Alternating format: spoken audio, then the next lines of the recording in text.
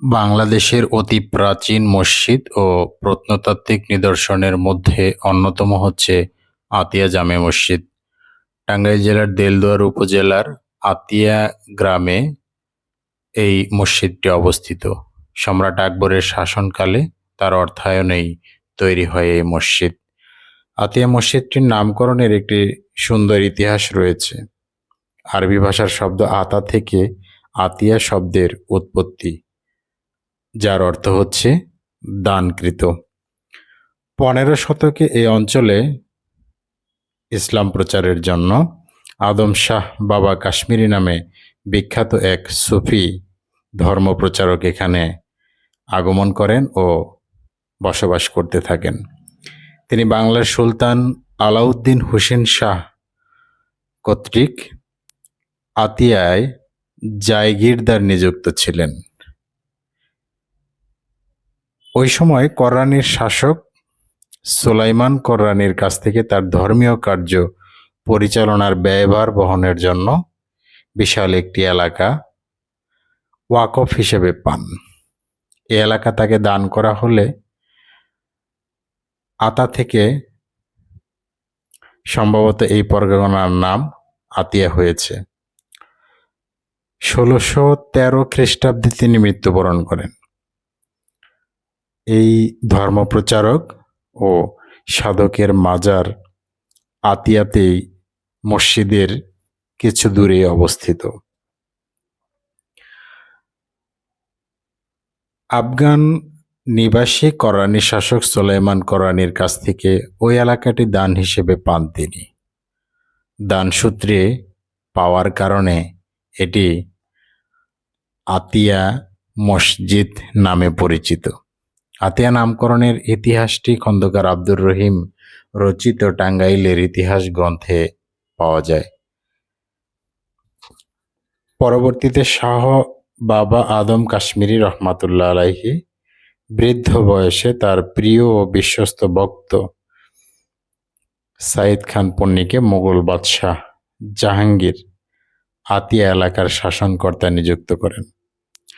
সাইদ খান পন্নী করটিয়ার বিখ্যাত জমিদার পরিবারের প্রতিষ্ঠাতা। তিনি 1609 সালে এই মসজিদটি নির্মাণ করেন। মসজিদটির স্থপতি হলেন মোহাম্মদ খান নামের একজন ব্যক্তি। মসজিদটির নির্মাণের সাল কোনো কোনো জায়গায় 1608 সাল দেওয়া থাকলেও কিন্তু মসজিদের সামনে যে সাইনবোর্ডটি রয়েছে সেখানে 1609 সাল উল্লেখ করা হয়েছে। মসজিদটিতে সুলতানি ও মোগল আমল উভয় আমলের বৈশিষ্ট্যের সুস্পষ্ট নিদর্শন রয়েছে। সুলতানি আমলের নিদর্শন হচ্ছে মিহরাব ও কিবলা। সেই সময় মসজিদ নির্মাণ করলে মিহরাব ও কিবলা অবশ্যই থাকতো।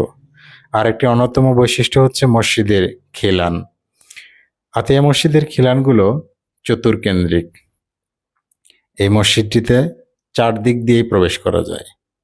কিবলা দেয়ালে 3টি অলঙ্কৃত মিহরাব রয়েছে আর মসজিদটি টেরাকোটার ইটের তৈরি। চুনসুরকি গাঁথনি দিয়েই নির্মিত হয়েছিল সেই সময়ের এই মসজিদ। মসজিদটির উচ্চতা প্রায় 44 ফুট, দৈর্ঘ্যে 42 ফুট ও প্রস্থে 32 ফুট। একটি বড় গম্বুজ সহ মোট 4টি গম্বুজ রয়েছে এতে, আর 8 কোণাকৃত মিনারে বেষ্টিত মসজিদটি দেখতে খুবই সৌন্দর্যমণ্ডিত। 1995 সালে বাংলাদেশ ব্যাংকের 10 টাকার নোটে স্থান পায় এই মসজিদের ছবি। প্রাচীন স্থাপত্য ও মুসলিম ঐতিহ্যের ধারক এই আতিয়া মসজিদ। এই ঐতিহ্য ও স্থাপত্য শৈলী ধরে রাখার জন্যই 10 টাকার নোটে এর পরিচিতি পায় পুরো দেশ জুড়ে।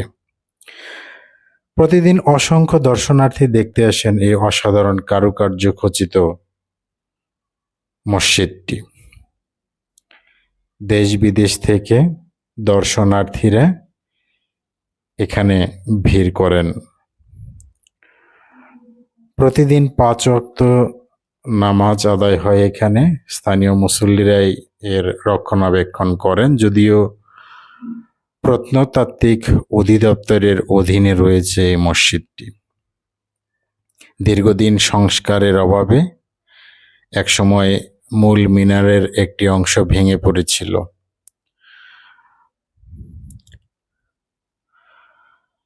প্রাচীন স্থাপত্যশৈলী বজায় রেখে এর সংস্কার খুবই প্রয়োজন মনে করেন এই এলাকার জনসাধারণ। মসজিদটি এ পর্যন্ত 3 বার সংস্কার করা হয়েছিল, যা মসজিদের দেয়ালে খচিত লেখা থেকে ধারণা করা যায়। প্রথম সংস্কার করেছিলেন রওশন খাতুন চৌধুরানী 1837 সালে, দ্বিতীয়বার আবু আহমেদ গজনবী খান 1909 সালে এবং তৃতীয়বার করটিয়ার জমিদার ওয়াজেদ আলী খান পন্নী চাঁদ মিয়া, যিনি সরকারি সাদত কলেজের প্রতিষ্ঠাতা ও মুসলিম জমিদার হিসেবে পরিচিত।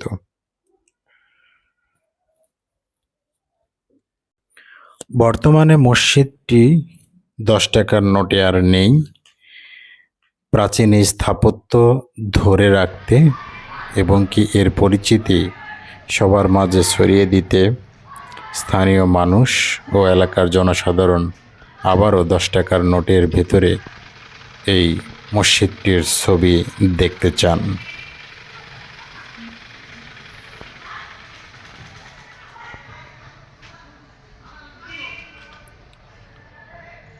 তারা মনে করেন বাংলার এই প্রত্নতাত্ত্বিক পুরাকীর্তিগুলো সঠিকভাবে সংরক্ষণ না করলে একটা সময় হারিয়ে যাবে।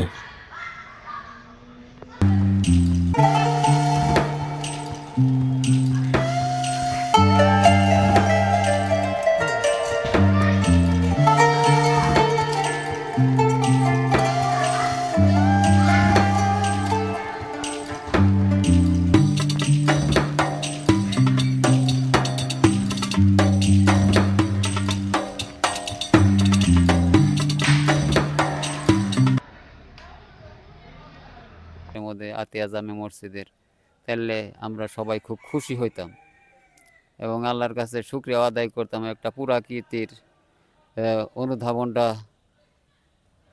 জাদুঘর প্রদত্ত বিভাগে যেভাবে আছে ওইভাবেই আমরা মনোগ্রন্থে স্মৃতি হিসাবে রাখতাম।